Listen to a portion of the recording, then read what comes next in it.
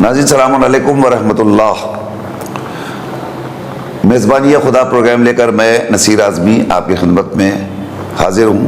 آج 4 ماہ مبارک رمضان ہے۔ یہ پروگرام جو روزانہ آپ کی خدمت میں 5 بجے سے 6 بجے تک براہ راست نشر ہوتا ہے زینبیہ چینل کے اسٹوڈیو سے، آپ کے مسائل کے حل کے لیے آج بھی ہمارے درمیان حجت اسلام والمسلمین الحاج مولانا سید روح ظفر رضوی صاحب قبلہ تشریف فرما ہیں، جو آپ کے سوالات کے جوابات دیں گے۔ آئیے، ہمارا اخلاقی فریضہ ہے کہ ہم پہلے مولانا کا خیر مقدم کریں زینبیہ اسٹوڈیو کے اندر۔ حضور السلام علیکم ورحمۃ اللہ۔ وعلیکم السلام ورحمۃ اللہ وبرکاتہ۔ مولانا، ہم آپ کے تہہ دل سے شکر گزار ہیں، ماہ مبارک رمضان میں روزے کے بعد آپ روزانہ زحمت فرما رہے ہیں اور ہمیں وقت دے رہے ہیں۔ خدا کا شکر ہے، یہ توفیق حاصل ہے، انشاءاللہ کچھ خدمت ہو جائے اور ہم سب سے قبول ہو انشاءاللہ۔ تو ناظرین، یہ پروگرام جس کی ترتیب یہ ہوتی ہے کہ اولاً مولانا یومیہ دعا کی تلاوت فرماتے ہیں، تلاوت کے بعد اس کی وضاحت ہوتی ہے اور اس کے بعد پھر آپ کے سوالات اور جوابات ہوتے ہیں۔ ہمیں یقین ہے کہ انشاءاللہ آپ حضرات ترتیب کو پیش نظر رکھتے ہوئے جب دعا ختم ہو جائے گی اس کے بعد آپ کال کریں گے اور اپنے سوالات پوچھیں گے۔ تو آئیے، آج چوتھی ماہ مبارک رمضان کی دعا ہم مولانا سے سنتے ہیں۔ بسم اللہ۔ اللہم صلی علی محمد وآل محمد۔ بسم اللہ الرحمن الرحیم۔ اللہم قوّنی فیہ علی اقامت امرک وَأَذِقْنِي فِيهِ حَلَاوَةَ ذِكْرِكَ وَأَعْظِنِي فِيهِ لِأَدَاءِ شُكْرِكَ بِكَرَمِكَ وَاحْفِظْنِي فِيهِ بِحِفْظِكَ وَسِتْرِكَ يَا أَبْصَرَ النَّاظِرِينَ۔ خداوند عالم کی بارگاہ میں دعا کر رہے ہیں۔ آج کے دن روزے دار یہ دعا کرتے ہیں کہ خدایا ہمیں طاقت دے کہ ہم تیرے حکم پر، تیرے اوامر پر تیری قوت کے ذریعے عمل کر سکیں، ہم اس کو انجام دے سکیں، تو ہمیں طاقت دے۔ وَأَذِقْنِي، اور خدایا ہمیں تو چکھا دے، ذائقہ دے دے اپنے ذکر کی شیرینی کا، مٹھاس کا، تیری یاد، تیری شیرینی کی مٹھاس، اور ہمیں توفیق دے کہ ہم تیری نعمتوں کا شکر ادا کر سکیں، وہ بھی تیرے کرم کی وجہ سے، کہ تو ہمیں توفیق دے، تیرے کرم سے ہم ادا کر سکیں، اور اپنی حفاظت میں، اپنے پردے میں مجھے محفوظ کر لے۔ یا ابصر الناظرین، اے سب سے زیادہ دیکھنے والے اور حفاظت کرنے والے۔ پہلا جملہ ہی اس دعا میں یہ ہے کہ اللہم قوّنی فیہ علی اقامت امرک، اے پروردگار ہمیں توفیق دے کہ ہم تیری عبادت کر سکیں، طاقت دے کہ ہم تیری عبادت کر سکیں۔ قوت بازو الگ ہے، قوت عبادت الگ ہے۔ عبادت کی قوت اور ہوتی ہے، بازو اور جسم کی قوت اور ہوتی ہے۔ یقیناً برسوں پہلے 100 سال کے قریب ایک انسان مشہد مقدس میں دیکھا گیا، ایک عالم دین نے اس کو بیان کیا کہ وہ اٹھ رہا ہے، بیٹھ رہا ہے، نماز پڑھ رہا ہے، اپنی مکمل نماز، لیکن اسی شخص سے ایک معمولی سی کتاب دعا کی وہ اٹھا کے کھڑا نہیں ہو پا رہا ہے۔ نماز کے لیے اٹھنا بیٹھنا اس کی طاقت اس کے جسم میں ہے، قوت عبادت پائی جا رہی ہے، لیکن قوت جسم نہیں ہے اس کے پاس۔ یہ مولائے کائنات کے زندگی میں اگر ہم نگاہ ڈالیں ان کی زندگی میں تو ہمیں یہ ملتا ہے۔ معتبر روایتوں میں ہے کہ سوکھی روٹیوں کو توڑنا آپ کے لیے مشکل تھا، لیکن باب خیبر کو اکھاڑنا اس قلعہ خیبر سے آپ کے لیے آسان تھا۔ خود آپ نے کہا وہ روحانی طاقت، وہ عبادت کی جو طاقت ہوتی ہے اس سے میں نے اکھاڑا ہے، جسمانی طاقت سے۔ میں کال لے لوں حضور؟ بسم اللہ۔ ہلو۔ ہیلو جی السلام علیکم۔ وعلیکم السلام۔ جی میرا ایک سوال ہے۔ جی میرے دادا کو نا مطلب ایک دم کمزوری جیسے چکر وکر آتی ہے اور نا وہ رمضان کے روزے نہیں رکھ پاتے تو اس کے لیے کیا کرنا چاہیے؟ اچھا، صرف کمزوری ہے؟ ہاں، اور چکر وکر آتی ہے۔ چکر آتا ہے؟ کس کو آتا ہے؟ میرے دادا جی کو۔ دادا کو؟ ہاں۔ ٹھیک، چلیے اور کوئی سوال آپ کا؟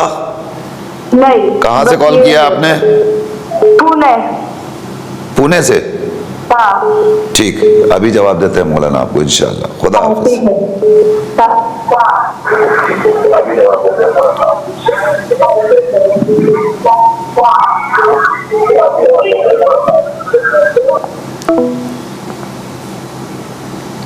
جی، تو مولا کائنات کے بارے میں ملتا ہے کہ سوکھی روٹیوں کو توڑنا آسان نہیں تھا، مشکل طاقت لگتی تھی، لیکن قلعہ خیبر کو اکھاڑا اس روحانی اور اس خدائی طاقت کے ذریعے۔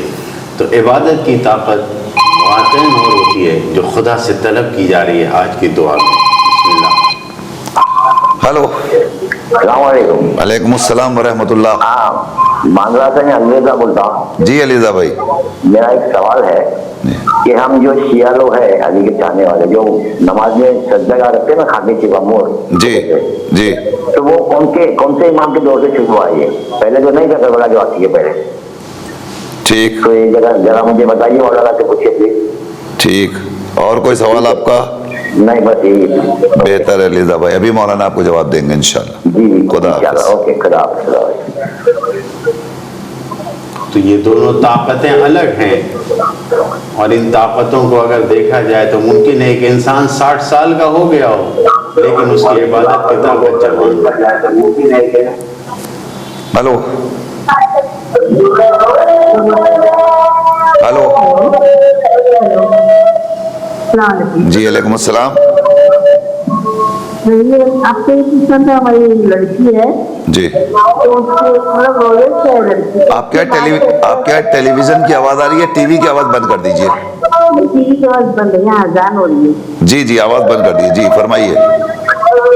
تو لڑکی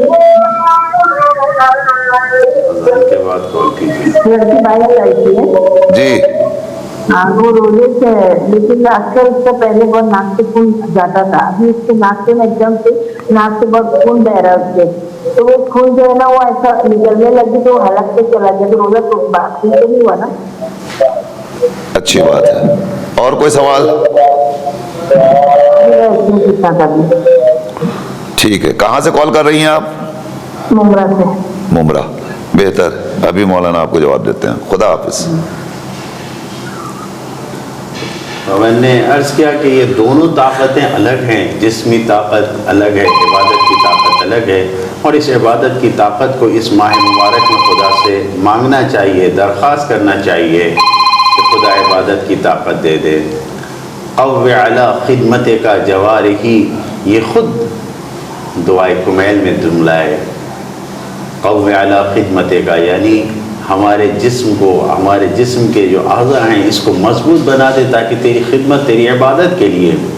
لہذا ان دونوں طاقتوں کے اوپر ہمیں غور کرنا چاہیے اور خدا سے طلب کرنا چاہیے، اور اسی طریقے سے واقعی طاقت کی عبادت میں اگر انسان کمی کرے گا تو خیر و برکت میں کمی ہو جاتی ہے۔ پہلے لوگ صبحوں میں جاگا کرتے تھے، سوتے نہیں تھے، عبادتیں کرتے تھے، اور پھر اس کے بعد دعائیں پڑھ کے، زیارت عاشورہ پڑھ کے، مختلف دعائیں پڑھ کے کام پر جاتے تھے، قرآن کی تلاوت کر کے کام پہ جاتے تھے، تو خیر و برکت رہتی تھی۔ ابھی انسان صبح میں جو خیر و برکت کا وقت ہوتا ہے اس وقت سوتا رہتا ہے، طاقت بھی نہیں ہوتی انسان میں، اور اٹھ کر جاتا ہے، خیر و برکت کم ہے۔ لہذا انسان کو خداوند عالم سے اس ماہ مبارک میں، جیسا کہ دعا کے پہلا جملہ یہی ہے کہ ہمیں طاقت دے دے تاکہ ہم تیری عبادت کر سکیں، طلب کرنا چاہیے، مانگنا چاہیے۔ دوسرا جملہ اس روایت میں، اس دعا کی روایت میں یہی ہے، وَأَذِقْنِي حَلَاوَةَ ذِكْرِكَ، ذکر کی، یاد خدا کی مٹھاس ہمیں چکھا دے۔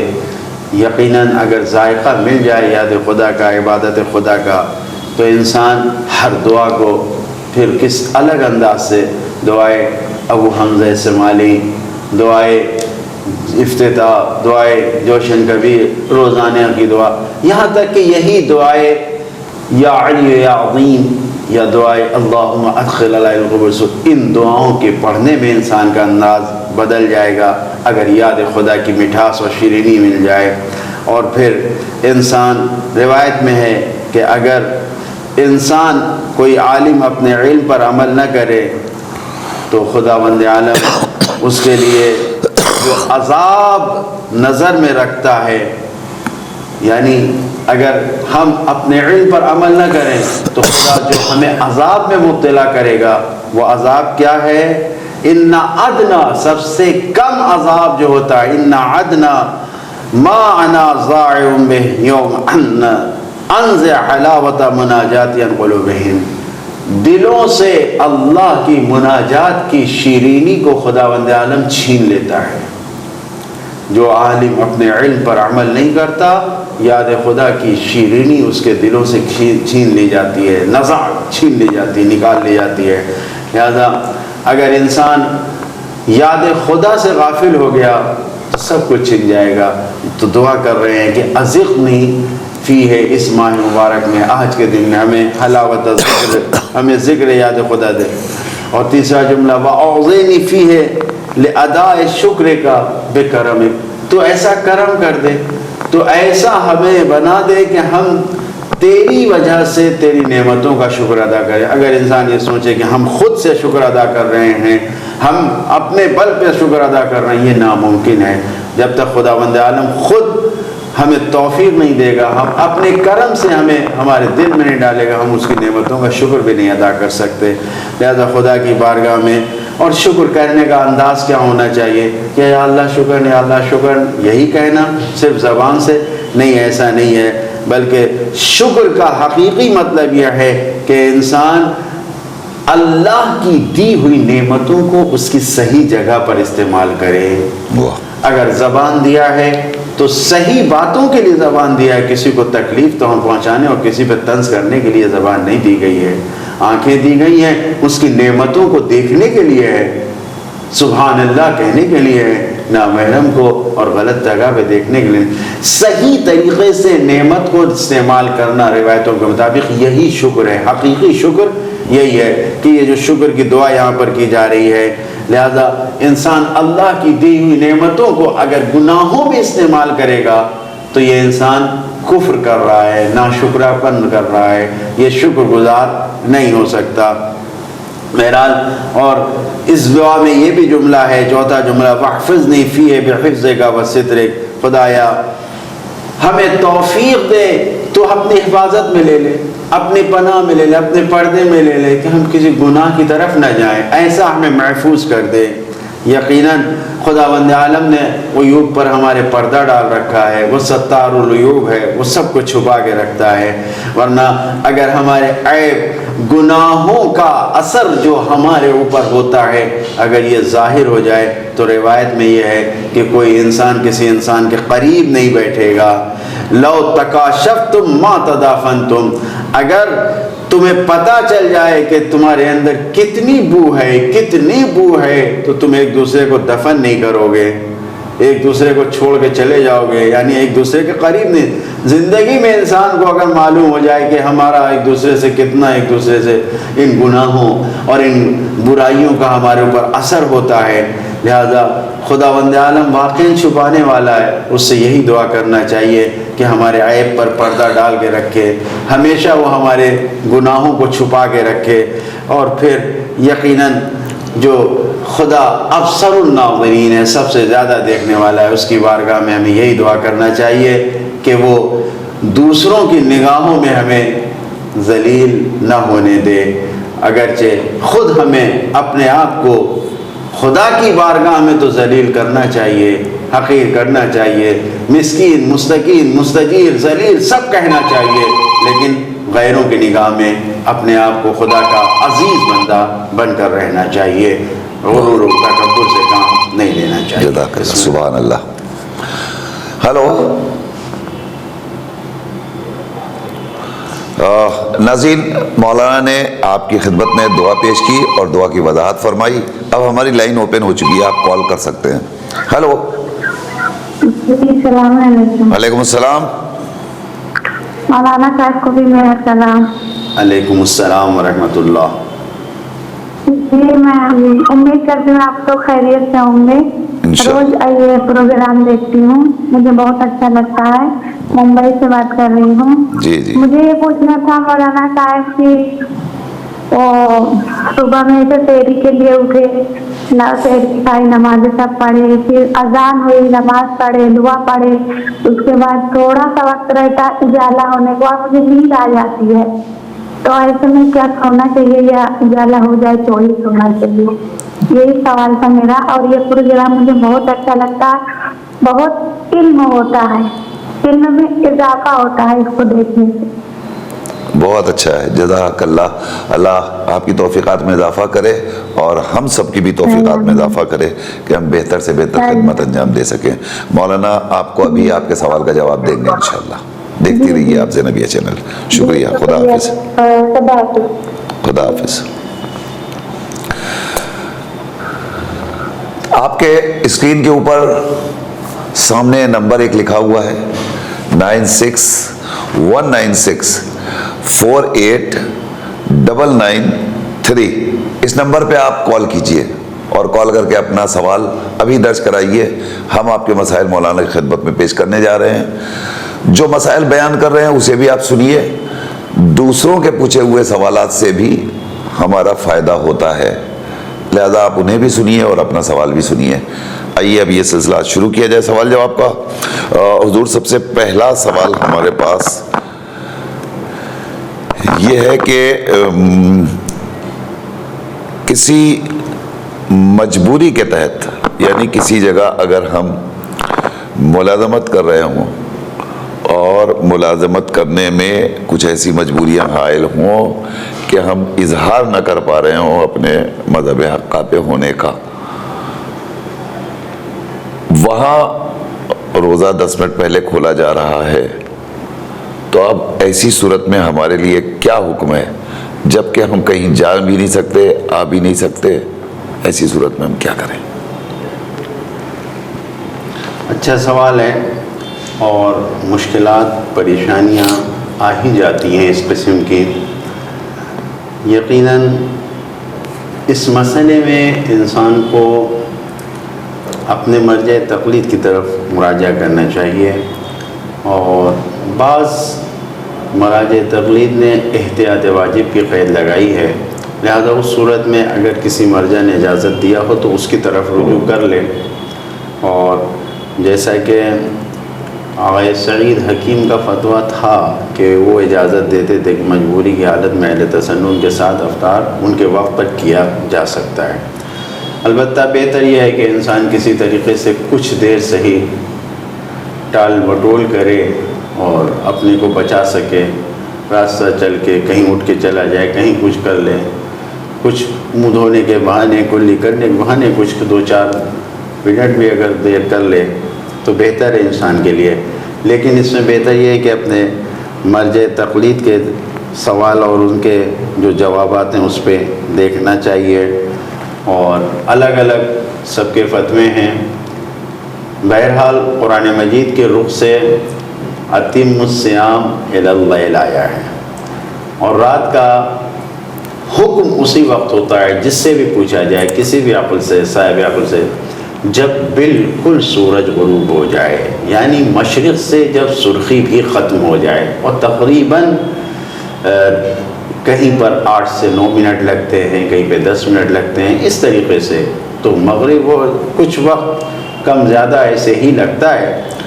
تو مغرب کے وقت جو ہے وہ روزہ کھولنے کا حکم نہیں ہے، روزہ کھولنے کا حکم رات میں ہے، یعنی جب غروب کا وقت ہو جا رہا ہے، غروب کے بعد جب چند منٹ گزر گئے، تقریباً 9-10 منٹ، جیسے بمبئی میں 10 منٹ کا وقت ہوتا ہے، گزر گیا، تو پھر آپ کو روزہ کھولنا ہے. رات اسی وقت ہوتی ہے. اتم الصیام الی اللیل، تو یہ روزہ جو قرآن کی آیت کے مطابق ہوگا وہ یہی ہوگا کہ رات وقت. لیکن مجبوری کی صورت میں انسان کے لیے بہتر یہی ہے کہ وہ احتیاط کرے اور اپنے آپ کو جتنا بچا سکتا ہو بچائے۔ بہت شکریہ۔ یہ سوال ناظرین ہمارے پاس واٹس ایپ کے ذریعے کویت سے آیا تھا، لہذا اگر آپ اپنے اس پروگرام کو دیکھ رہی ہیں اور یہ سوال آپ سن رہی ہیں تو مولانا نے آپ کو جواب دیا کہ یقیناً مجبوری ہوتی ہے، لیکن آپ کوشش کیجئے کہ اسے جس طرح سے بھی ممکن ہو تھوڑا سا ڈیلے کیجئے جتنا کر سکتی ہیں۔ مثلاً وقت ہو گیا، سب بیٹھ گئے دسترخوان پہ، آپ واش روم چلی جائیے، آپ منہ دھونے کا بہانہ کر لیجئے۔ زیادہ ناراضگی تو ہوگی، تم روزانہ دیر کرتی ہو، لیکن یہ ناراضگی آپ برداشت کر لیجئے، کسی کو احساس بھی نہ ہو، اور اسی وقت منہ دھونے کے بہانے آپ واش روم وغیرہ چلی جائیے، اور 1 2 4 5 منٹ 7 منٹ جتنا بھی گزار سکتی ہوں گزار لیجئے، اس کے بعد آ کے افطار کر لیجئے، تو آپ کا وقت بھی یقینی طور پر ہو جائے گا۔ لیکن اگر ایسی بھی پوزیشن نہ ہو اور بہت زیادہ مجبوری ہو تو پھر مولانا کے فرما رہے ہیں کہ آپ اپنے مرجع تقلید سے رجوع کیجئے اور جیسا وہ حکم دیں اس کے مطابق آپ عمل کیجئے۔ بڑھتے ہیں اگلے سوال کی طرف۔ حضور ہمارے علی رضا بھائی نے بھی ایک سوال کیا ہے کہ ہم جو نماز میں سجدے کی حالت میں سجدگاہ کا استعمال کرتے ہیں، یہ سجدگاہ کب سے رائج ہوئی اور اس کی ابتدا کب سے ہوئی ہے؟ ہم نے سجدگاہ رکھنا کب سے شروع کیا ہے؟ سبحان اللہ، یہ سوال عالم اسلام میں ہے، اور اہل بیت اطہار علیہ السلام کے چاہنے والوں کو سجدگاہ پر سجدہ کرتے دیکھ کر یہ سوال مسلسل اور بار بار کیا جاتا ہے۔ یقیناً ہر دور میں کیا جاتا رہے گا جب تک تعلیمات اہل بیت و در اہل بیت سے دوری رہے گی۔ قرآن مجید میں خداوند عالم نے جو ہمیں سجدے کا حکم دیا ہے اس کے اوپر غور کرنا چاہیے۔ خود سرکار رسالت مآب نے جو فرمایا، اگر جعلت لی الارض مسجدا و طہورا، خود زمین کو پاک قرار دیا گیا ہے، کیا خود تمام مسلمانوں کی کتاب صحیح ستہ میں یہ موجود نہیں ہے کہ سرکار رسالت مآب خود ان کے ساتھ ان کے اصحاب مدینے کی مٹی کو اکٹھا کر کے لے کر کہیں جاتے تھے اور نماز پڑھنے کے لیے اس مٹی پہ رکھتے تھے؟ یہ روایتیں موجود ہیں۔ تو سجدہ یعنی خاک پر سجدہ کرنا یہ تو اول دن سے حکم دیا گیا ہے، لیکن خود شہزادی فاطمہ زہرا سلام اللہ علیہا رسول خدا کی اکلوتی بیٹی، آپ کا کردار کیا رہا ہے؟ جناب حمزہ کی قبر کی انہوں نے مٹی سے تسبیح بنائی، سجدگاہ بنایا، اس پہ سجدہ کیا ہے۔ یہ واقع کربلا کے بعد سے ائمہ معصومین علیہ السلام نے ہمیں حکم دیا کہ اعلیٰ ترین خاک اس روئے زمین پر کربلا کی خاک ہے، اور اس پر سجدہ کیا جا رہا ہے۔ چوتھے امام کے زمانے سے ہی خاک کربلا پر سجدہ کیا جا رہا ہے، اور اس کے بارے میں باقاعدہ ائمہ کی روایت ہے۔ جزاک اللہ۔ ہلو جی السلام علیکم مولانا صاحب۔ علیکم السلام۔ مولانا صاحب ایک کوشچن تھا، جی اگر کوئی لڑکی اپنے میکے آئی ہوئی ہے جی اپنے بچوں کے ساتھ، تو اور رمضان کا پیریڈ یعنی کہ 2-3 دن پہلے آئی ہے اور اس کے بعد رمضان شروع ہو گئے، ہاں تو اس کے لیے روزے کی کیا ہے؟ مطلب اس کا 10 دن رکنے کا کوئی ارادہ نہیں، ٹھیک، اور اس کے بچوں تو وہ روزے کس طرح مطلب رکھے گی یا روزے رکھے گی تو اس کو نیت کرنی پڑے گی 10 کی، پھر اس کے بعد بیچ میں چلی جائے، ایسا کیا؟ ٹھیک ہے۔ آپ کا اور کوئی سوال؟ جی بس بہتر ہے، میں پوچھ سکتا ہوں آپ کہاں سے کال کر رہی ہیں؟ جی 12 بجے 12 بنکی سے۔ جی بہت شکریہ آپ کا، ہم کو انتظار رہتا ہے آپ کے کال کا، اور ابھی انشاءاللہ مولانا آپ کے اس سوال کا جواب دیں گے۔ دیکھتے رہیے زینبیہ چینل۔ خدا حافظ۔ خدا۔ جی علیزہ بھائی، مولانا نے آپ کو وضاحت کے ساتھ جواب دے دیا۔ حضور کے زمانے میں بھی سجدگاہ کا وجود تھا، اور یہ جو خاک شفا ہے یہ امام چہارم کے زمانے سے رائج ہے، اور تمام کتب اسلامی میں سجدگاہ کا وجود پایا جاتا ہے۔ چٹائی کا ایک ٹکڑا رکھتے تھے اور اس کے اوپر سجدہ کرتے تھے، جسے خمرہ کہا جاتا ہے، اس کا بھی وجود سیاہ ستہ میں موجود ہے اور دیگر کتابوں میں موجود ہے. تو بہرحال ہمارا سجدہ روایات اور احادیث کے روشنی میں سجدگاہ کے اوپر ہے. اگلا سوال ہے حضور، ایک خاتون نے سوال کیا ہے کہ ہماری بچی ہے 12 برس کی ہے، روزہ رکھتی ہے لیکن اکثر اس کی ناک سے خون آتا ہے اور روزے کی حالت میں یہ خون حلق میں بھی چلا گیا، تو اب اس کے لیے روزے کا کیا حکم؟ غیر اختیاری ہے، یہ انسان کے اختیار میں نہیں ہے. ناک سے خون آنے سے روزہ باطل نہیں ہوتا. اور اگر انسان جان بوجھ کے حلق میں کوئی چیز لے جائے، کل میں نے کہا تھا مبتلات روزہ میں یہ چیزیں ہیں معذرت، یہ چیزیں ہیں، لیکن اگر انسان اپنے اختیار سے اس کو کر رہا ہے تو باطل ہوگا روزہ. لہذا حلق تک کھانا پینا یا کچھ بھی حلق تک پہنچانا یہ انسان کے اختیار میں اگر نہیں ہے، اور انسان نہیں چاہتا تھا لیکن یہ خون آیا، اچانک ناک سے خون آ گیا اور یہ حلق تک کے ذریعے اندر چلا گیا، تو اس میں کوئی حرج نہیں ہے، روزہ باطل نہیں ہوگا. جان بوجھ کے نہیں جانا چاہیے. ٹھیک ہے، یعنی غیر اختیاری طور پر یہ تو ناک کا خون حلق میں چلا گیا ہے. اگر آپ کوئی چیز بھی دہن کے ذریعے بھول کر کے، آپ کو احساس نہیں ہے کہ آپ روزے سے اور آپ نے لے لیا اور بعد میں آپ کو احساس ہوا، تو یا تو اسے تھوک دیجئے، اور اگر تھوک بھی نہیں سکتی ہے تو بھی وہ روزہ آپ کا مان لیا جائے گا، اس لیے کہ عمدن یہ امر انجام نہیں دیا گیا ہے. جو کام جان بوجھ کے کیا جاتا ہے اور وہ چیز جو حلق کے اندر جان بوجھ کر کے نگلی جائے وہ روزے کو باطل کرتی ہے. لیکن تھوک ہے، مثلاً آپ ہر وقت گھوٹ رہی ہیں تو یہ غیر اختیاری طور پر ہے، اس سے روزہ باطل نہیں ہوگا. کف آ گیا ہے، آپ نے گھوٹ لیا ہے، روزہ باطل نہیں ہوگا. خون اچانک آ گیا ہے، زخم ہو گیا اس کی وجہ سے، تو اس سے بھی روزہ باطل نہیں ہوگا آپ کا. ممبئی سے سوال ہے حضور کہ ہم نے سحر کے وقت سحر کھائی، اس کے بعد دعائیں پڑھی، دعائیں سحر پڑھی، نیت کی، پھر اذان کا وقت ہو گیا، اذان ہو گئی، نماز پڑھی. نماز پڑھنے کے فوراً بعد سورج طلوع نہیں ہوا تھا اور ہم سو گئے، تو ایسے صورت میں کیا حکم شریعت ہے؟ کیا ہم سے کوئی گناہ سرزد ہوا؟ نہیں، کوئی گناہ نہیں ہے، کوئی رکاوٹ نہیں ہے، کوئی شریعت کی طرف سے پابندی نہیں ہے. لیکن وہ گھڑی اور وہ ساعت جو بیدار رہنے کے لیے خیر و برکت کی بیان کی گئی ہے، یہی ہے کہ انسان سورج طلوع ہونے تک کا انتظار کرے، گھومے ٹہلے، بات کرے، کچھ بھی کرے، سوئے نہیں اس وقت، جاگ کر وقت اٹھا. بہت شکریہ. ہلو، السلام علیکم. وعلیکم السلام ورحمۃ اللہ. ہمارے باہر سے علی صاحب ہوں دوبارہ. جی میرا سوال ہے. ہلو جی علی بھائی، ٹی وی چل رہا ہے آپ کا، بند کر دیجئے. اچھا اوکے اوکے. جی جی تو آواز سلو کر دیتا ہوں. جی آپ فرمائیے. جی ہاں، میرا سوال یہ ہے کہ ہم پورے ٹوٹل مسلمانوں میں عام سے آپ شیعہ بولو سنی بولو جو بھی ہے، ایک نظام اللہ کے 5 وقت کی نماز پڑھا جائے، تو ہماری شیعہ مسجدوں میں کیوں 5 وقت کی نہیں ہوتے؟ 3 ٹائم ہی کرتے، سب پہلے 3 ٹائم ہی نماز پڑھتے ہیں. شیعہ لوگ کافی رہ کر کے ایسا بولتے ہیں. تو ہمیں ہمارا کیا مطلب ہے نظام بدلی کرنے کا؟ مولانا دیکھیے خود میں نجیب اللہ کا خود میں نہیں دیا ہوا ہے مولانا جی نے کہ 5 وقت بتایا. فجر کے وقت جب نکلتے ہو تو تھوڑا سا پہچان لگا کوئی چل رہا ہے، چہرہ نہیں دکھتا، دوسرا فجر پڑھو. زور کا جب پڑھو، جب سورج تمہاری پرچھائی دکھا دی ہے تبھی زور کرو، تو بات ہوتا ہے. اگر بولتا جب سورج سامنے آئے تبھی ہوتا ہے. اور مغرب جب ہوتا ہے جب لوگ افطار کرتے ہیں مغرب پڑھو. عشاء کب ہوتی ہے؟ جب آسمان پورا کالا رہتا ہے، عشاء کا وقت ہوتا ہے. تو یہ ہم لوگ کیوں نہیں پڑھتے مسجد کے اندر؟ کیا مولانا کو 5 نمازوں کو بھاری پڑ رہا ہے کیا مسجدوں میں؟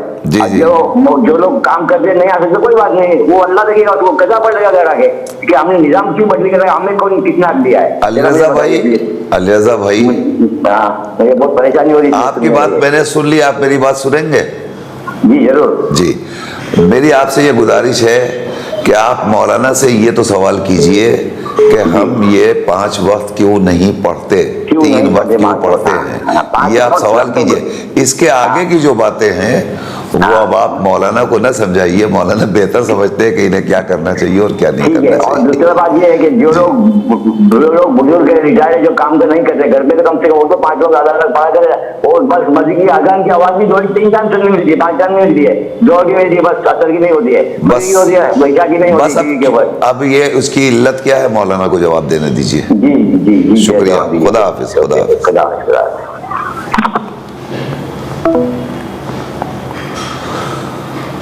جی حضور. ہلو. السلام علیکم. وعلیکم السلام ورحمۃ اللہ.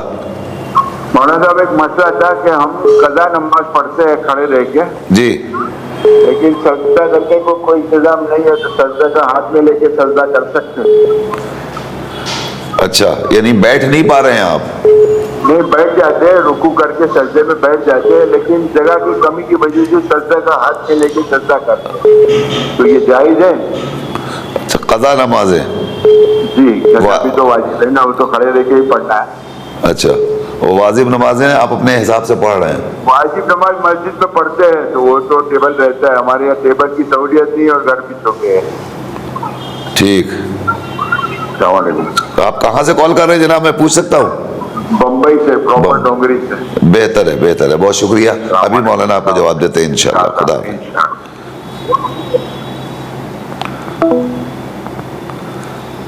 جی حضور. اگلا سوال ہے کہ لڑکی، یہ بارہ بنکی سے سوال آیا ہے.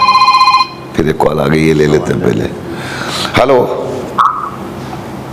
ہلو. ہلو، السلام علیکم بھائی. وعلیکم السلام ورحمۃ اللہ. مولانا صاحب کو ہمارا سلام کہہ دیجیے ہماری طرف. وعلیکم السلام. جی جی، ہمارا سوال یہ تھا کہ ہمارے بیٹے تھے، وہ 15 سال کے زبان میں ہو گئے، مطلب، اور انگریزی حساب سے وہ ہوئے 15 سال کے مکمل، لیکن قمری حساب سے وہ ماہ سفر میں ہوتے ہیں.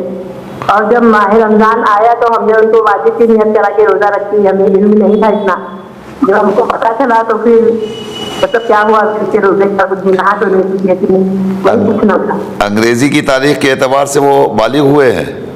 جی، انگریزی کے حساب سے وہ ہو گئے تھے شب برات کے مہینے میں، اور کیا بولتے ہیں قمری حساب سے وہ سفر کے مہینے میں ہوتے ہیں 15 سال کے. اچھا. تو روزہ ہم نے شعبان میں جب وہ 15 کے انگریزی سے ہوئے تو ہم نے جب ماہ رمضان آیا تو ہم نے ان کو واجب کی نیت سے روزہ رکھوا دیا. اب بتائیے، اب جب بعد میں ہم کو علم نہیں تھا اتنا، جب ہم کو پتا چلا کہ قمری حساب سے 15 سال پورا ہونا چاہیے، جی جی، تو اب اس کیا کے کریں؟ بعد پھر ہم نے کیا کرنا چاہیے، مطلب کوئی گناہ تو نہیں، کوئی واجب کی نیت سے روزہ رکھا بچے نے؟ بالکل نہیں، انشاءاللہ مولانا آپ کو جواب دیتے ہیں. گناہ بہرحال نہیں ہے اتنا، میں آپ کو اطمینان دلا دیتا ہوں. جی انشاءاللہ. شکریہ. خدا حافظ. خدا حافظ. بارہ بنکی سے سوال ہے حضور کہ لڑکی اگر سسرال سے اپنے میکے میں ماہ مبارک سے 2 روز قبل آئی اور اسے 2-4 روز رک کر کے واپس جانا ہے، تو یہ 2-4 روز کا جو روزہ ہوگا کیا وہ مکمل رکھے گی یا اس کا میکے میں روزہ قصر ہوگا؟ جب شادی ہوتی ہے تو شادی کے بعد معمولاً ایسا ذہن میں ہوتا ہے لڑکیوں کے کہ اب ہمارا یہاں سے رشتہ نہیں ہے، اب ہمیں اپنے باپ کے گھر، اپنی ماں کے گھر پلٹ کے نہیں آنا ہے، میرا سسرال میرا گھر ہے.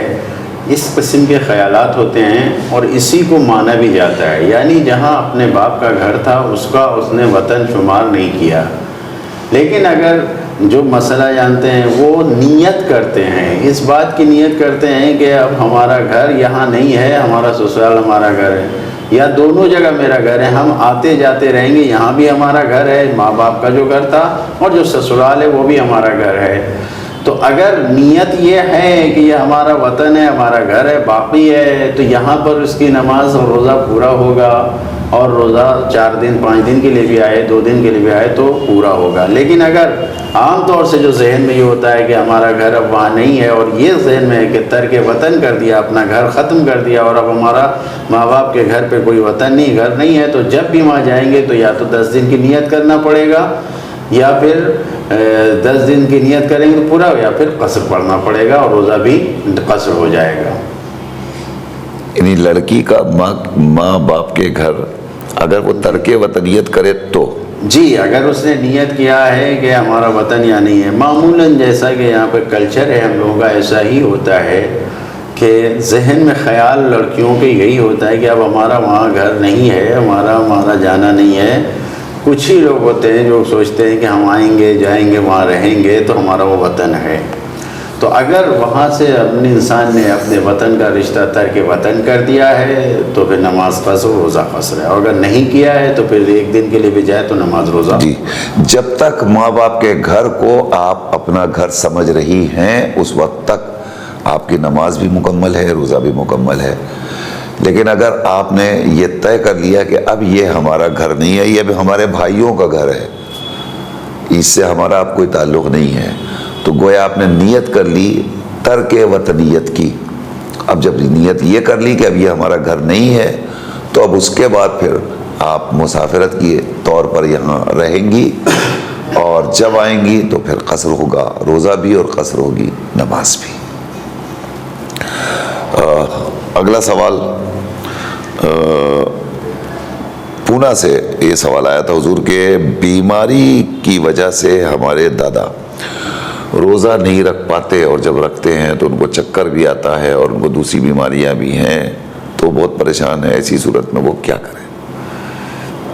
اگر عمر زیادہ ہے، بیماری سخت ہے اور یہ روزہ رکھنے سے اور زیادہ بیماریاں بڑھ جاتی ہیں تو ڈاکٹر کی صلاح و مشورے سے روزہ نہ رکھا جائے۔ اور اگر خود فیصلہ کر رہے ہیں اپنے اور خدا کے درمیان اور عقل یہ کہہ رہی ہے کہ روزہ رکھنے سے اور بیماری بڑھ جاتی ہے تو روزہ نہ رکھیں اور اس کا فدیہ ادا کریں۔ اور اگر حالات ماہ رمضان کے بعد بہتر ہوئے اور کوئی ایسے دن بھی ہوتے ہیں کہ جہاں پہ رکھ لیا جائے روزہ، اگر رکھ سکتے ہیں تو وہاں پہ قضا کریں، ورنہ فدیہ دینا ہوگا۔ تو اگر صحت اس قابل ہو کہ روزہ رکھ سکتے ہیں تو رکھ لیں، اس قابل ہے کہ کچھ روزے رکھ سکتے ہیں اور کچھ نہیں، تو جتنے رکھ سکتے ہیں اتنے رکھ لیں، باقی چھوڑ دیں۔ لیکن اگر بالکل نہیں رکھ سکتے تو یقیناً درمیان میں سال بھر کے درمیان جب موقع ملے اور جب صحت اجازت دے وہ روزہ رکھیں۔ پھر بھی نہیں رکھ سکتے تو اگلے ماہ مبارک رمضان کے پہلے اگر روزہ نہیں رکھ پائے اور دوسرا رمضان المبارک آ گیا تو پھر اب فدیہ دینا ہوگا، تو جتنے روزے چھوٹے اس کے اعتبار سے انہیں فدیہ دینا ہوگا۔ ایک سوال اور ہے حضور کہ اگر قرآن مجید انگریزی میں ہو اور عربی میں ہمیں پڑھنا بھی نہ آتا ہو تو ایسی صورت میں ہم کیا انگریزی والا میں لکھا ہوا قرآن پڑھ سکتے ہیں؟ میں یہ کال لے لیتا ہوں تو پہنچ۔ ہلو، مولانا صاحب السلام علیکم۔ وعلیکم السلام۔ ہاں، میں ممبئی سے بولتی ہوں جی۔ اور میرے کو جواب تو مل گیا کہ میں کہا اپنا سمجھتے تو آپ روزہ رکھنا چاہیے، لیکن ابھی میری شادی میں 40 سال کے اوپر ہو گئے، 40 سال ممبئی کے اندر، اور جی۔ ابھی بھی میں میرے مائکے جاتی ہوں، بینکوں کو اپنا گھر سمجھتی ہوں، اور سال میں 2-3 بار تو جاتی ہوں، اور اس کو میرے پاپا کے گھر کو میرا ہی گھر آج بھی میں سمجھتی ہوں، اور وہ ہمارا گھر مل کر بھائی بھابھی سے میری پورا گھر ہے، تو پھر میں پوری نماز پڑھ سکتی ہوں اور کل جاتی کبھی سال میں 2-3 بار جاتی کبھی کہ پھر میرے کو فجر نماز پڑھنا چاہیے۔ ٹھیک۔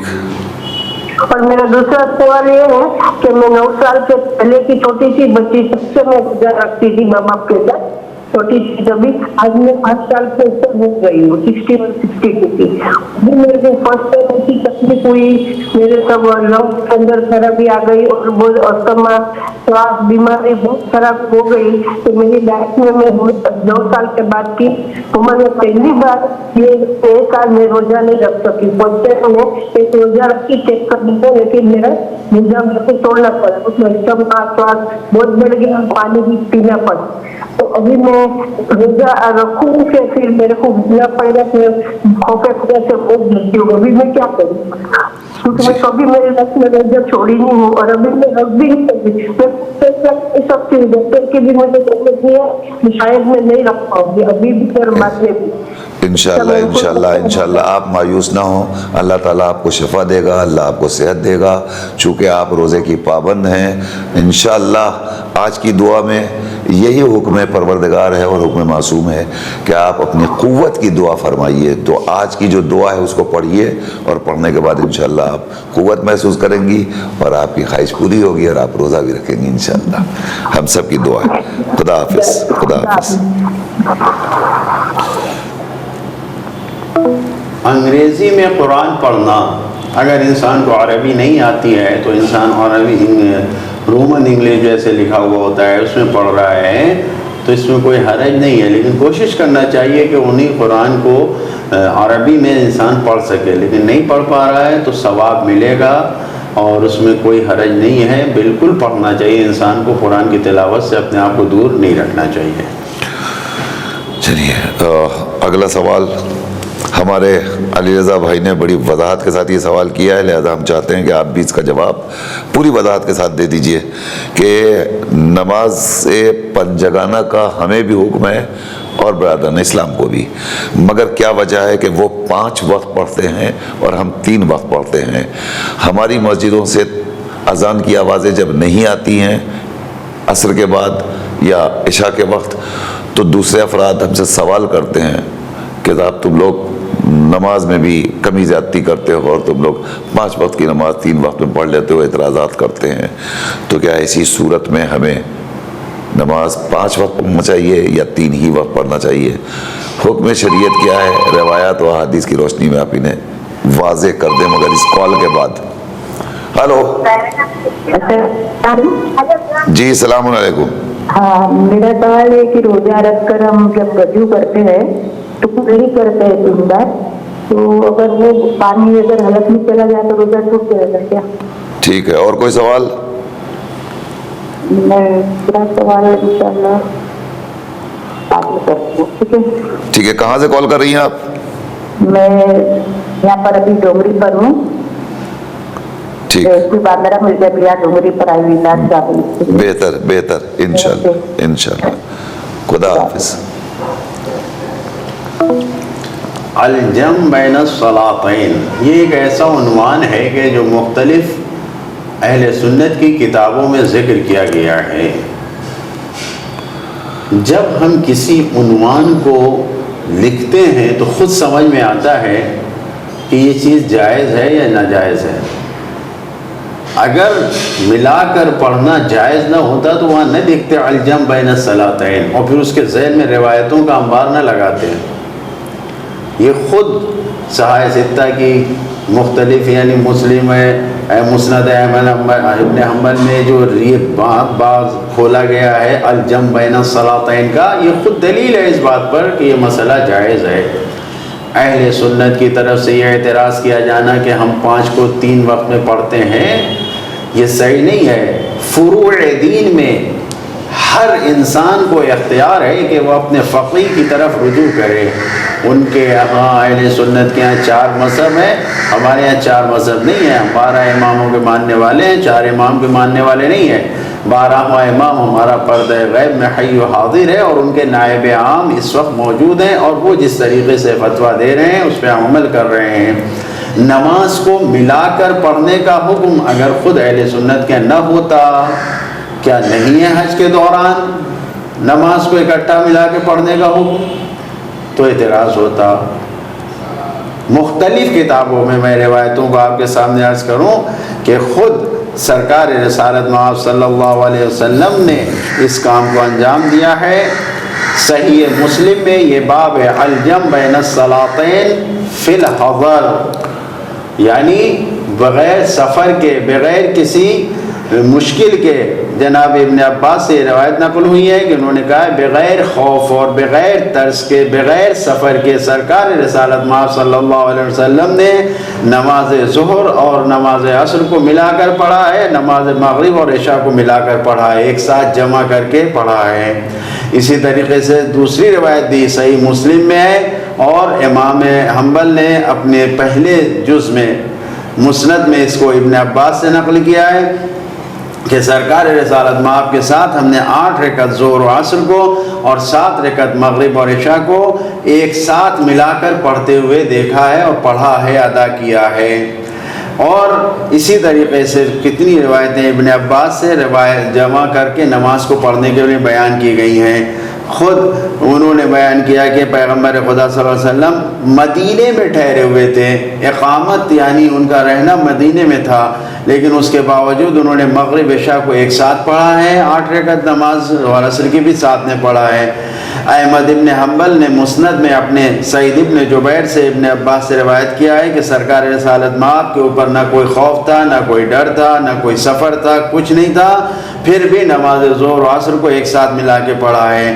یہ روایتیں مختلف ہیں۔ ابو زبیر نے نماز کے دونوں کو ملا کے پڑھنے کے لیے نبی کریم سے سعید ابن جبیر سے روایت کیا ہے، نقل کیا ہے کہ میں نے ابن عباس سے سوال کیا تو انہوں نے مجھے جواب دیا کہ یہ ملا کے نماز پڑھنے کا مسئلہ ابن عباس نے بیان کیا کہ تاکہ اللہ کے رسول نے کہا کہ تاکہ میری امت مشقت اور زحمت میں نہ پڑ جائے۔ صحیح مسلم میں بھی اس اور روایتیں موجود ہیں۔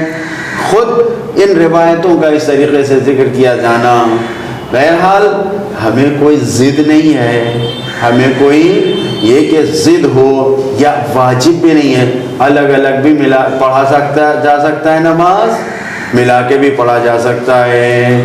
یہ اور بات ہے، اہل بیت اطہار علیہ السلام نے ہمیں آسانیاں فراہم کی ہیں تو ہم ملا کے پڑھتے ہیں، ظہر اور عصر کو ساتھ میں پڑھتے ہیں، مغرب عشاء کو ملا کے پڑھتے ہیں۔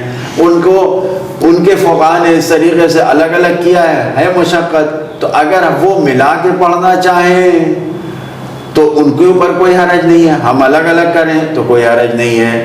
بہرحال کسی طریقے سے یہ کہا جائے تو دونوں طرف شدت ہے۔ ہمارے یہاں شدت یہ ہے کہ ہم ملا کے پڑھنے میں زیادہ شدت برتتے ہیں، ان کے یہاں شدت یہ ہے کہ وہ الگ الگ کر کے پڑھنے میں شدت برتتے ہیں۔ دونوں جگہ شدت ہے، دونوں جگہ نہیں ہونا چاہیے۔ سرکار رسالت مآب نے دونوں طریقے سے نماز پڑھی ہے، دونوں طریقے سے نماز پڑھنا جائز ہے۔ کسی مسلمان کو کسی کے عمل پر اس طریقے سے اعتراض کرنا نہیں چاہیے، اور دوسرے مسلمان کو اس سے آزردہ اور رنجیدہ بھی نہیں ہونا چاہیے۔ جزاک اللہ۔ واہ علیزہ بھائی، اب مفصل جواب مولانا نے دے دیا، انشاءاللہ مجھے یقین ہے کہ آپ مطمئن ہو گئے ہوں گے، اور اب ہمارے پاس وقت ذرا کم بچا ہے، سوالات زیادہ ہیں، لہذا جلدی جلدی لے لیتے ہیں۔ حضور، ہماری ایک بہن نے سوال کیا ہے کہ ہمارا بیٹا انگریزی تاریخ کے اعتبار سے بالغ ہو گیا، بالغ ہوا تو ہم نے اس کو روزہ رکھوایا واجب کی نیت سے، اور اس نے روزہ رکھ لیا۔ اس کے بعد وہ عربی مہینے کے اعتبار سے وہ بعد میں 6 مہینے کے بعد بالغ ہوا، تو اب کہ ہم کو لوگوں نے بتایا کہ وہ جو روزہ رکھا تھا وہ واجب کی نیت سے نہیں تھا، بلوغیت کا شمار عربی مہینے یعنی قمری مہینے کے اعتبار سے مانا جائے گا۔ تو ان کا سوال یہ کہ وہ جو روزہ رکھا وہ غلط ہے یا صحیح ہے؟ نہیں، یہ کچھ جوڑنے اور گھٹانے میں ذرا سا گڑبڑ ہو گئی ہے۔